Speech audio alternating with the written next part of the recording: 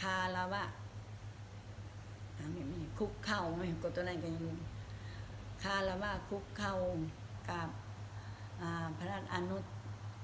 ตรธรรมเจ้า5 กราบสิ่งศักดิ์สิทธิ์ทั่วสากลโลก3 กราบพระพุทธ4 อริยเมตไตร3 กราบพระพุทธถ้าปัญจันทริไตร1 กราบพระพุทธจิกง1 กราบพระโพธิสัตว์จันทละปัญญา1 กราบ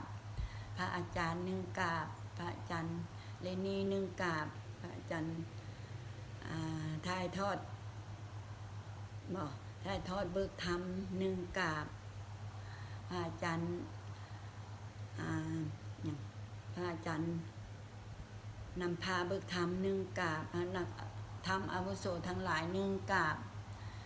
ยืนขึ้นคารวะจบพิธีคงคำนับคงคำนับวางมือลงเราปีนตัวนี้นี่เนาะวางมือลงคงคำนับเซินถอยอาจารย์นำพาคำฮ้อง